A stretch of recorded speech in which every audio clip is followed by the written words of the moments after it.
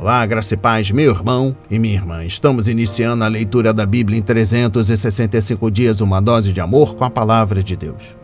Hoje, no 210º dia, trago para leitura e comentários bíblicos os livros de 2 de Reis, capítulo 11, o livro do profeta Isaías, capítulo 62, e o livro 1 de Tessalonicenses, capítulo 2, versículo 17, ao capítulo 3, versículo 13.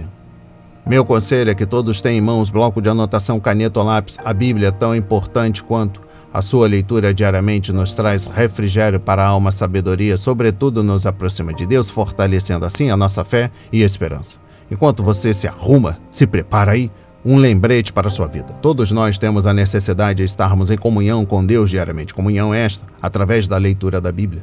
A Bíblia está cheia de promessas. Precisamos acreditar na palavra de Deus. Alimente a sua fé. A sua palavra tem muito mais força do que as coisas contrárias deste mundo. Estamos vivendo um tempo em que devemos abrir os olhos. O inimigo da cruz não está aqui para roubar o seu carro, sua casa, seu apartamento, celular, relógio, sua roupa. Ele vem para roubar esta semente agora. A semente, a palavra de Deus, sua fé e os propósitos que Deus tem para a sua vida. Precisamos usar todos os recursos que Deus tem nos dado. Incentivar a leitura da Bíblia em nossos lares. A Bíblia Sagrada nos faz gerar a fé, nos faz ter o alimento, a cura e a restauração. E a compreensão da palavra vem através da revelação do Espírito Santo. Senhor, revele a compreensão de sua palavra. Senhor, me dê a compreensão de sua palavra no dia de hoje e sempre. Em nome de Jesus, amém. E graças a Deus. Se desconecte de tudo e permita que a palavra, a semente do Senhor, adentre em vossos corações. Vamos para a leitura no livro 2 de Reis, capítulo 11.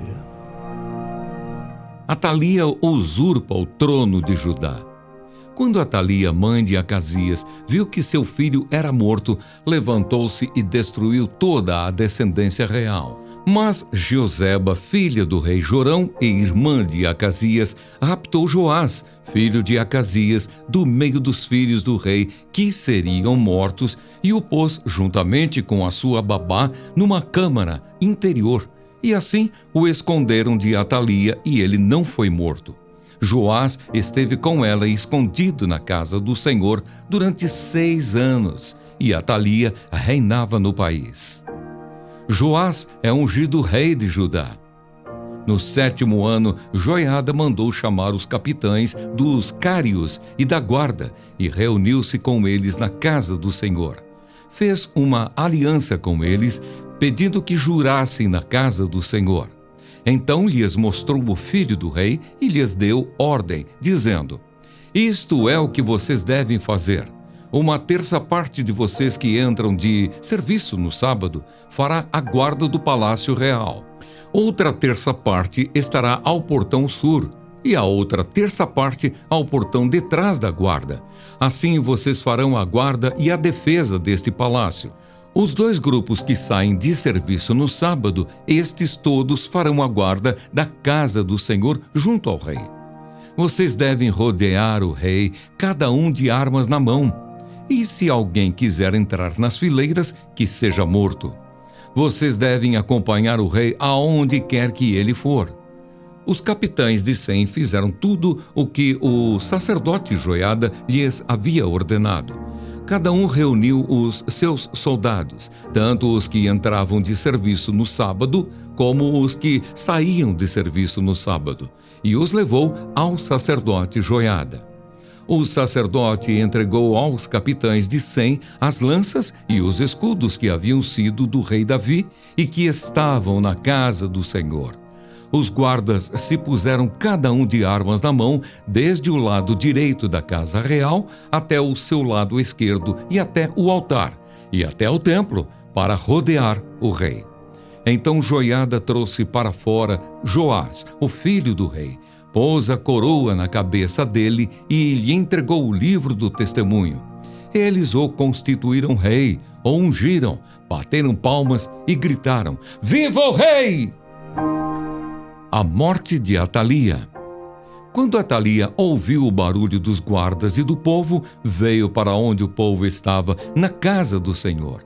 Olhou e eis que o rei estava junto à coluna, segundo o costume. Os capitães e os tocadores de trombetas estavam ao lado do rei, e todo o povo da terra se alegrava e tocava trombetas. Então Atalia rasgou as suas roupas e gritou: traição! Traição! Porém o sacerdote Joiada deu ordem aos capitães que comandavam as tropas, dizendo: façam-na sair por entre as fileiras, e se alguém a seguir, matem-no à espada. Porque o sacerdote tinha dito: não a matem na casa do Senhor. Então eles a prenderam, e ela, pelo caminho da entrada dos cavalos, foi para o palácio real, onde a mataram. A aliança de Joiada. Joiada fez uma aliança entre o Senhor, o rei e o povo, para serem eles o povo do Senhor. Fez também uma aliança entre o rei e o povo. Então todo o povo da terra entrou no templo de Baal e o derrubaram, despedaçando os altares e as imagens de Baal. Matã, o sacerdote de Baal, foi morto diante dos altares.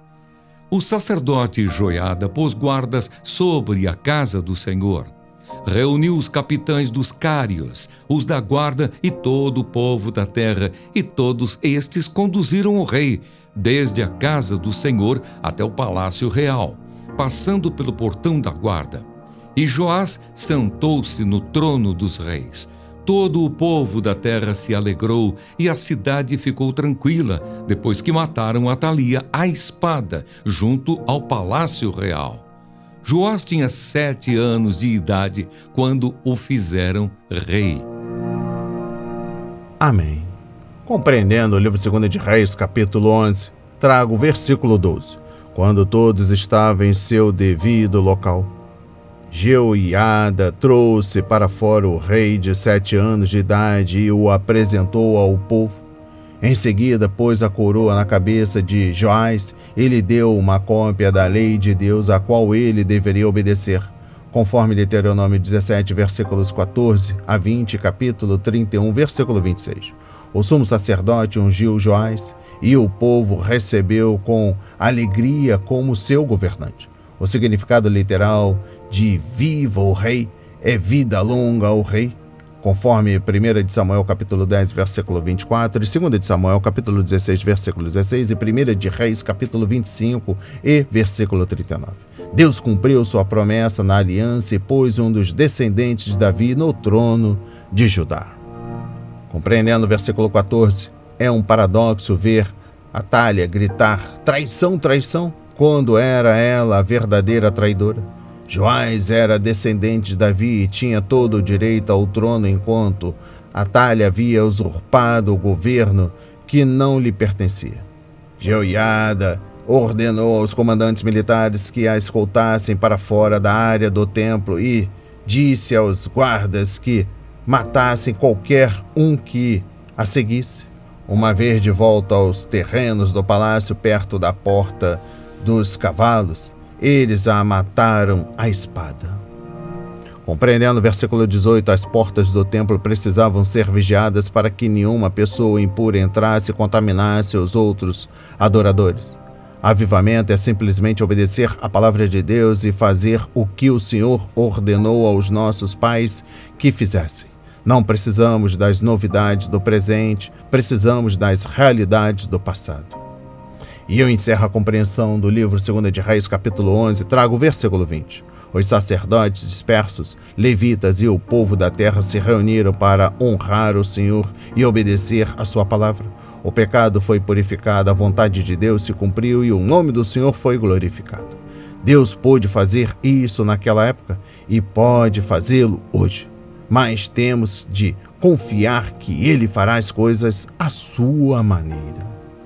Vamos para a leitura no livro do profeta Isaías, capítulo 62. Jerusalém, a noiva do Senhor. Por amor de Sião não me calarei, e por amor de Jerusalém não me aquietarei, até que a sua justiça saia como um resplendor e a sua salvação como uma tocha acesa. As nações verão a sua justiça, ó Jerusalém, e todos os reis contemplarão a sua glória. E você será chamada por um nome novo, que a boca do Senhor designará. Você será uma coroa de glória na mão do Senhor, um diadema real na mão do seu Deus. Nunca mais a chamarão de abandonada, e a sua terra não será mais chamada de arrasada. Você será chamada de minha delícia, e a sua terra de casada. Porque o Senhor se delicia em você, e a sua terra se casará. Porque como o jovem se casa com a moça, assim os seus filhos se casarão com você. Como o noivo se alegra com a noiva, assim o seu Deus se alegrará com você. Sobre as suas muralhas, ó Jerusalém, pus guardas, que jamais se calarão, nem de dia, nem de noite. Vocês que farão com que o Senhor se lembre, não descansem, nem deem a ele descanso, até que restabeleça Jerusalém e a ponha por objeto de louvor na terra. O Senhor jurou pela sua mão direita e pelo seu braço poderoso: nunca mais darei o seu cereal como alimento para os seus inimigos, nem os estrangeiros beberão o seu vinho que você produziu com tanto trabalho. Mas aqueles que ajuntam o cereal serão os que o comerão, louvando o Senhor. E os que recolhem as uvas beberão o vinho nos átrios do meu santuário. Passem pelas portas, preparem o caminho para o povo, aterrem a estrada, tirem as pedras, levantem um estandarte para os povos. Eis que o Senhor fez ouvir até os confins da terra estas palavras. Digam à filha de Sião: eis que vem o seu Salvador, com ele vem a sua recompensa, e diante dele vem o seu galardão. Eles serão chamados de povo santo, remidos do Senhor. E você, Jerusalém, será chamada de procurada, cidade não abandonada. Amém. Compreendendo o livro do profeta Isaías, capítulo 62. Deus não sossegará, conforme versículos 1 a 5. O eu implícito no versículo 6 indica que quem fala é o Senhor. Ele promete continuar a falar e trabalhar até os seus propósitos para Jerusalém serem cumpridos. Isso não é somente para o bem de Sião, mas também para benefício das nações do mundo. A terra só conhecerá a justiça ou a paz quando Jerusalém receber seu novo nome e se tornar uma coroa de glória para o Senhor. Exposição bíblica dos versículos 6 a 12.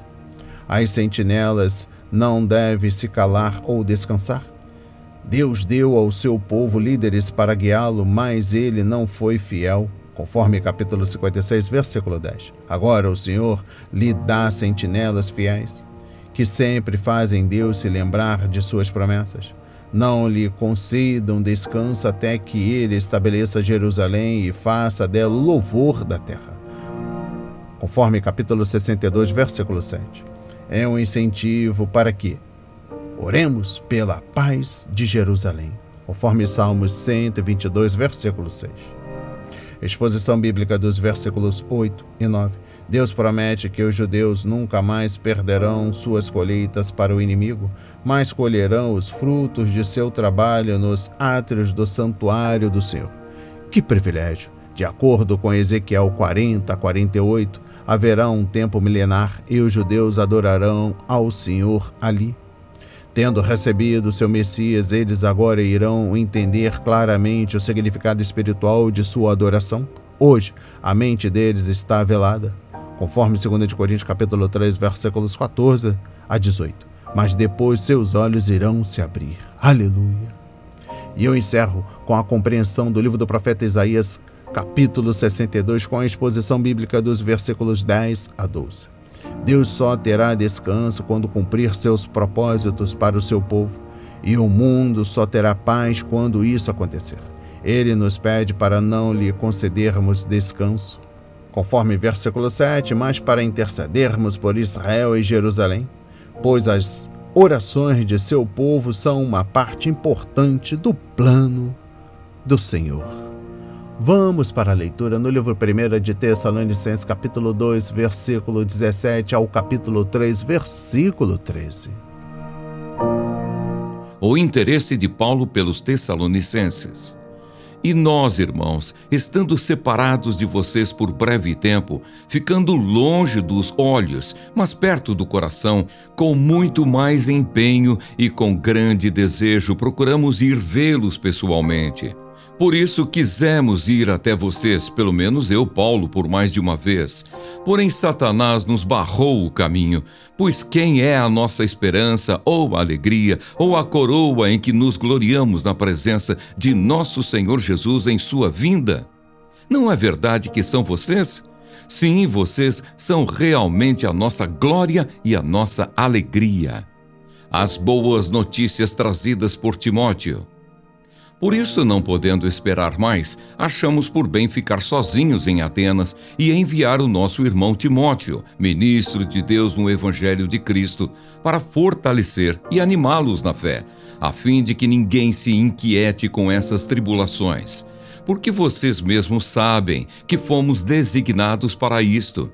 Pois quando ainda estávamos com vocês, predissemos que íamos passar por aflições, o que de fato aconteceu e é do conhecimento de vocês.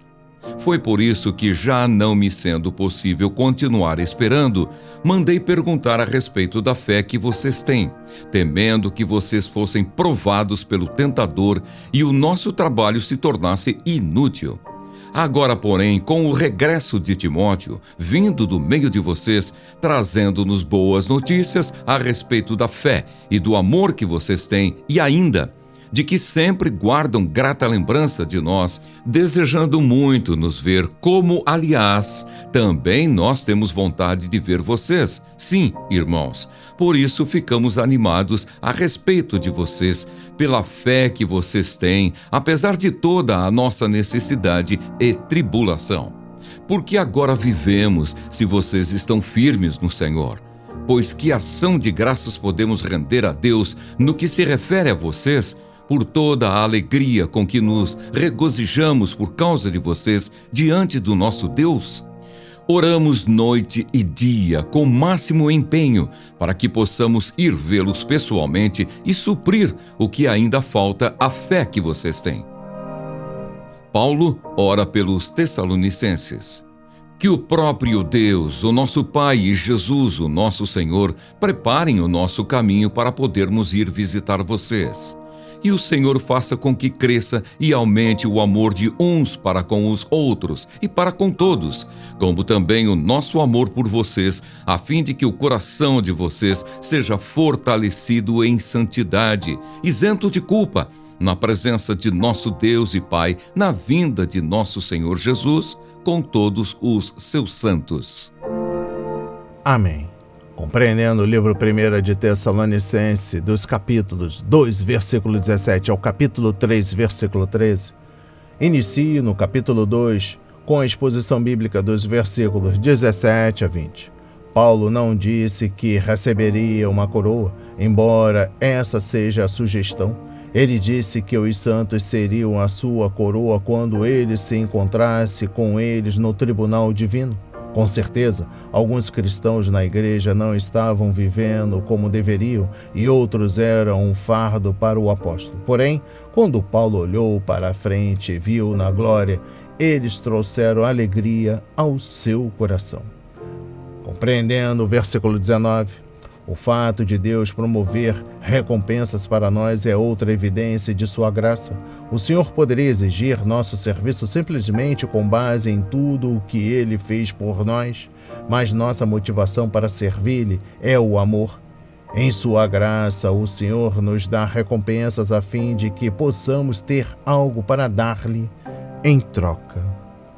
No capítulo 3, trago a exposição bíblica dos versículos 1 a 13. Nos 2 primeiros capítulos, Paulo explicou como a igreja nasceu e se desenvolveu. Agora ele lida com o próximo passo na maturidade, como a igreja deveria se sustentar. A ideia central neste capítulo é estar firme. Referência versículo 8. E eu encerro a leitura da Bíblia em 365 dias e também da compreensão do livro 1 de Tessalonicenses, capítulo 2, versículo 17 ao capítulo 3, versículo 13, trago a compreensão do capítulo 3, versículo 2.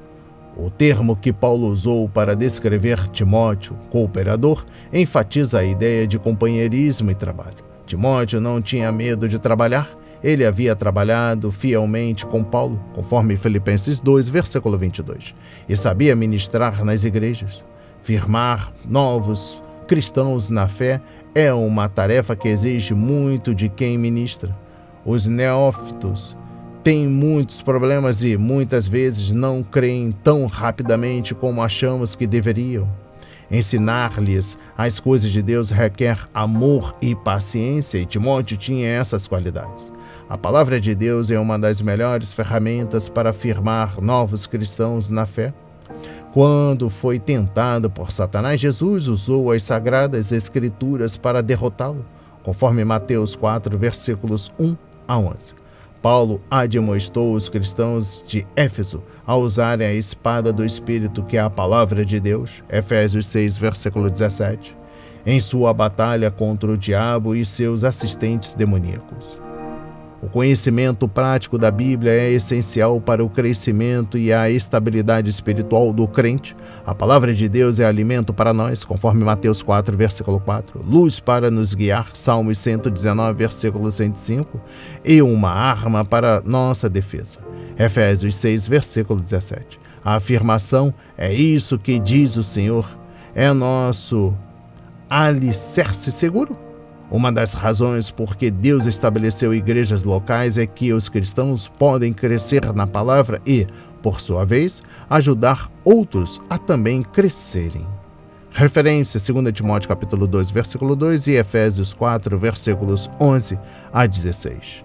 As palavras de hoje foram semeadas para a minha vida e para a sua vida, para a honra e a glória do Senhor. Receba este alimento diário, não hesite, compartilhe. Deus está interessado na minha e na sua dor. Que Deus nos abençoe.